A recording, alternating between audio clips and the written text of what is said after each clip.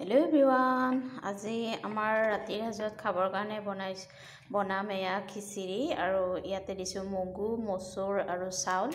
এয়া ভালদৰে ধুই লৈছোঁ আৰু পিঁয়াজ আৰু বিন, আলু এনেদৰে কাটি লৈছোঁ পাচলিবিলাক খিচিৰি দিবৰ কাৰণে, আৰু ৰঙালাও, বিলাহী আৰু এয়া আদা। আৰু এতিয়া মই বনাম খিচিৰিখিনি ইয়াতে কুকাৰত, আৰু কুকাৰটো ধুনীয়াকৈ গৰম হৈ গৈছে। এতিয়া ইয়াতে দিম মিঠাতেল।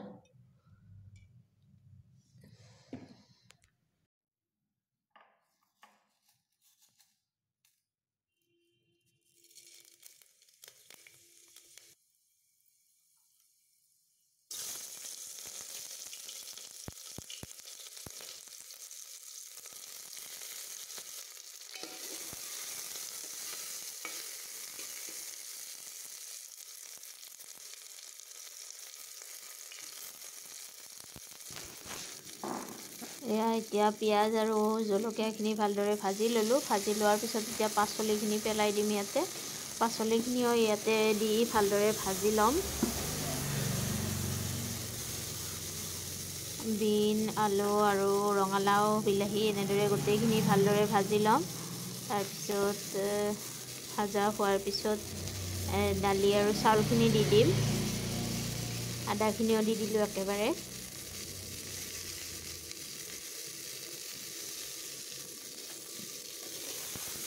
তাৰপিছত এইখিনি ভালদৰে লৰাই দিলোঁ। দি এতিয়া চাউলখিনিও দি দিম লাহে লাহে।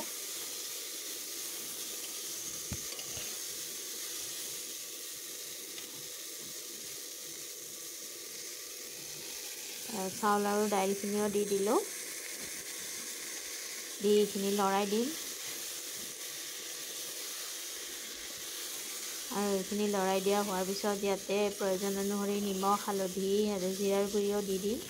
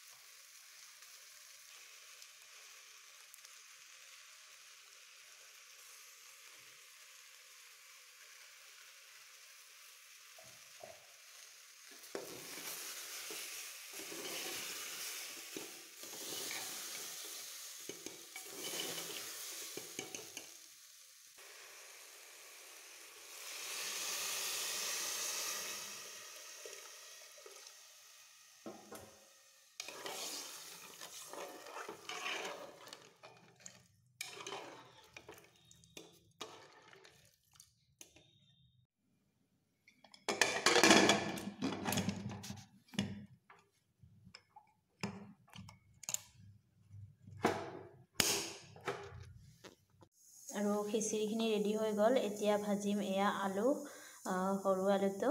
আৰু এনেদৰে ইয়াতে হালধি, নিমখ আৰু চাউলৰ গুড়ি অলপ সানি লৈছোঁ।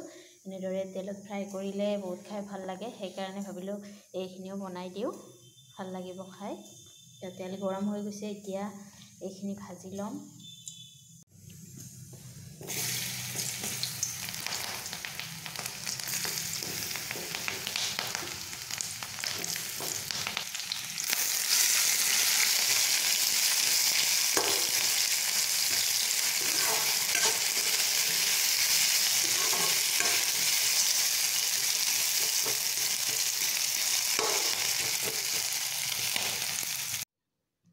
এয়া আমাৰ আজিৰ থালখন ৰেডি হৈ গ'ল।